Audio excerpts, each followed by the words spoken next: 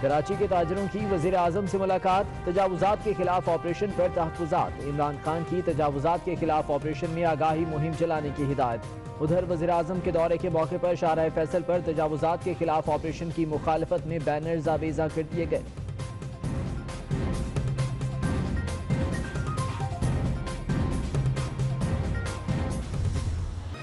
कराची में छुट्टी के रोज भी तजावुजात के खिलाफ ऑपरेशन जारी रहा। एंटी इंक्रोचमेंट सेल की जिला गरबी में कार्रवाई।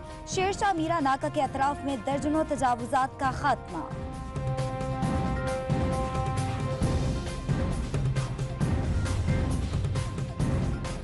वज़ीर आज़म इमरान खान का कराची का दौरा, स्टॉक एक्सचेंज और कराची चैम्बर की वफूद से मुलाकात। वज़ीर आज़म कहते हैं कि ताजरों के मसाइल को हल किया जाएगा, स्टॉक मार्केट में इस्तेहकाम लाना चाहते हैं। वज़ीर आज़म से गवर्नर इमरान इस्माइल और वज़ीर आला मुराद अली शाह ने भी मुलाकातें की।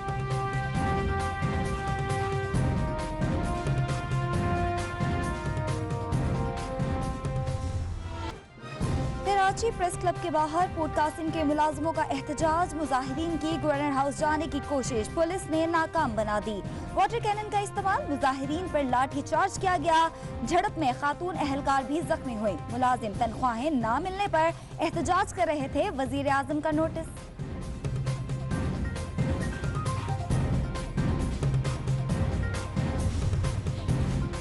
कराची में एक ही दिन में 2 फैक्ट्रियों में आग लगने के वाकयात। साइट एरिया वलीका चुरंगी के करीब फैक्ट्री के गोदाम में आग लगने वाली आग को तीसरे दर्जे की करार दिया गया। शहर भर से फायर टेंडर्स बुलाकर आग बुझा दी गई। इससे पहले न्यू कराची के करीब तौलिया फैक्ट्री में आग लग गई। फायर ब्रिगेड ने आग पर काबू पा लिया।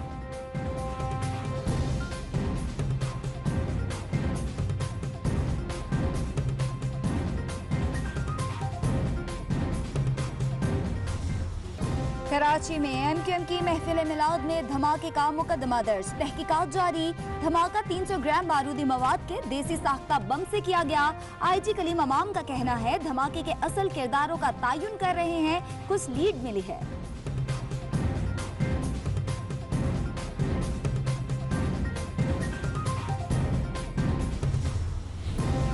कराची पर बादलों का राज। शहर के मुख्तलिफ इलाकों में वक्फे वक्फे से बूंदाबांदी। बादलों का सिस्टम अभी एक दिन कराची में रहेगा, मजीद बारिश का इम्कान।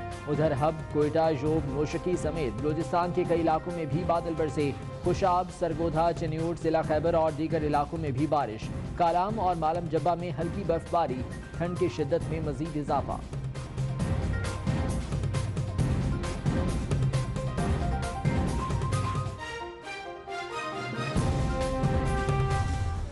साहब के पास बहुत अच्छी डायरेक्शन थी। उनकी डायरेक्शन सीधी इस्लामाबाद से पाकलेन आती थी और पैसा जो था वो पाकिस्तान से निकल के पाकलेन आ रहा था। तो अगर ये डायरेक्शन एहसन इकबाल साहब चाहते हैं और ये समझते हैं कि इसको सही डायरेक्शन माना जाए तो फिर जाहिर है कि ये डायरेक्शन बाकी हमारी नहीं है। शेख साहब का बयान मेरा ख्याल है उन्होंने बगैर उनको पता नहीं था माइक हो गई, बात हो गई, छोटी मोटी बातें, वो आपको ज़्यादा पता है। फवाद चौधरी का कहना है शेख रशीद को पता नहीं था कि माई कौन है, उन्होंने वैसे ही बात कर दी, इतनी बड़ी कोई बात नहीं थी। वजीर इत्तलात की लंदन से पाकिस्तान रवानगी पर मीडिया से गुफ्तगू। बोले एहसन इकबाल की डायरेक्शन इस्लामाबाद से पाकलेन आ रही थी और पैसा भी पाकिस्तान से पाकलेन आ रहा था। अगर एहसन इकबाल चाहते हैं ये डायरेक्शन हो तो शुक्र है ये हमारी नहीं है।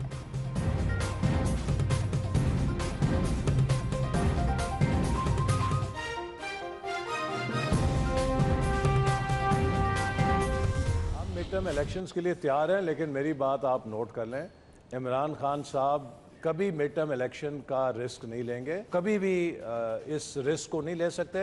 और अगर मिड टर्म इलेक्शन होगा, उनको मालूम है कि उनकी हुकूमत खत्म हो जाएगी। साउथ पंजाब का सूबा बनाने में उनकी मदद करेंगे ईमानदारी से। बिल्कुल हम तैयार हैं। अब करेंगे ना, बनाने वाले मरकज में भी करेंगे और सेनेट में भी बिल को पास करने की कोशिश करेंगे ना। मुकम्मल मदद करेंगे।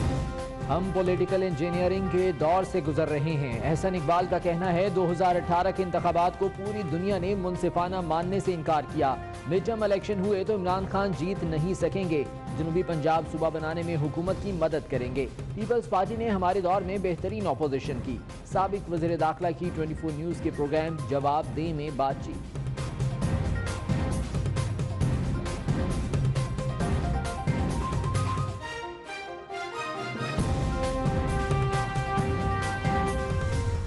26 मुल्कों से जिन्होंने हमें साइन किया, अभी स्विट्जरलैंड की हमें इंफॉर्मेशन नहीं आई क्योंकि आज हो रहा है साइन।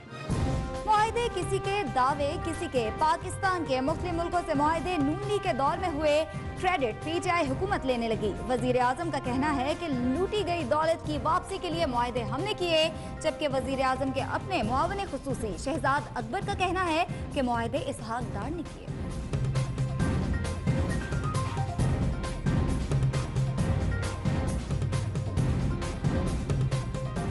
ममालिक से मुआहिदा हुआ, 26 ममालिक से हमें इंफॉर्मेशन आ गई, वो मुआहिदा उसका मल्टीलेटरल का। मैं कहता हूँ ये आप भी क्रेडिट बिल्कुल इसहाक डार को दे दें। मुआहिदों को एक्चुअलाइज करना और उसके ऊपर अमल दरामद करना ऐसा हुकूमत का क्रेडिट नहीं है। मुल्क की अजीज 95 अरब डॉलर का मकरूज है, तो मुझे तो कम अज़ कम तमाम सूबों में भी जाने का इत्तेफाक हुआ, बड़े शहरों में छोटे शहरों में जाने का इत्तेफाक हुआ। मुझे तो ये 95 अरब नज़र नहीं आए कि 95 अरब आखिर कहाँ खर्च हो।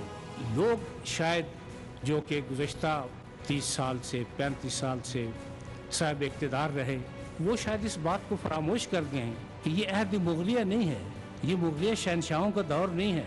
फरमान पास करने का और फरमान देने का और हुक्म देने का और ज़िल्ले इलाही की वो दौर ख़त्म हो चुकी है। जो करप्शन करेगा वो भरेगा, चेयरमैन नैब का ऐलान। कहा ये अहदे मुगलिया नहीं, अब जिले इलाही का दौर खत्म हो चुका। मोटरसाइकिल रखने वाले दुबई में टावर्स के मालिक बन गए। नैब ने अगर ये पूछ लिया कि 95 अरब डॉलर्स कैसे खर्च हुए तो क्या गुस्ताखी हो गई। अगर ये जुर्म है तो ये जुर्म होता रहेगा।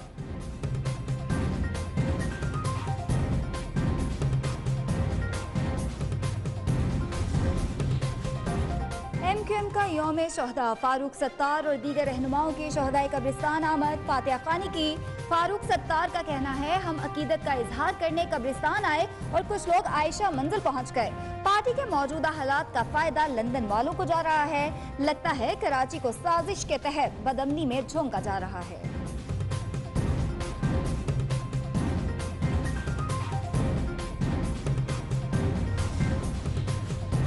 जहानिया में कचहरी के बाहर मां बेटी का कत्ल, चीफ जस्टिस ने नोटिस ले लिया। आईजी पंजाब से 3 रोज में रिपोर्ट तलब। जहानिया में दरीना खानदानी दुश्मनी पर 11 अफराद कत्ल किए जा चुके।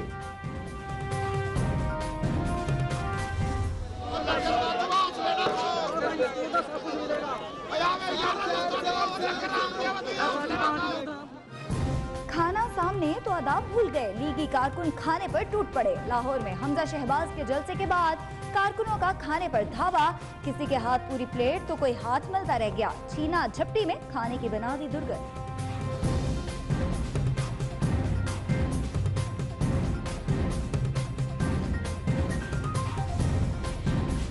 पाकिस्तान के हज कोटे में 5000 अफराद का इजाफा, सऊदी अरब से मुआहदा तय पा गया। आइंदा साल 1,84,210 अफराद हज अदा कर सकेंगे।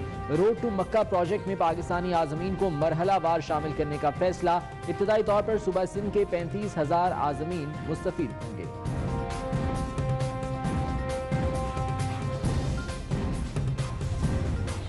फ्रांस में पुरतशद्दुद एहतजाज ने लूट मार की शक्ल इख्तियार कर ली। मुजाहिरीन ने दुकानों को लूटना शुरू कर दिया। लाखों डॉलर मालियत की अशिया लूट ली। मॉल्स और मार्केट्स को आग लगाने के भी वाक़यात।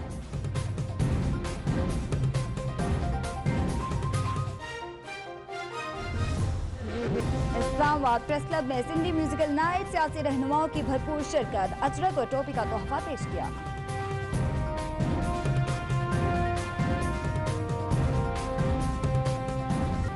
और लाहौर में फैशन एंड ब्राइडल वीक, दुल्हन बनी हसीन मॉडल्स की दिलफरेब अदाएं। मॉडल्स ने नित नए मलबूसात की नुमाइश की।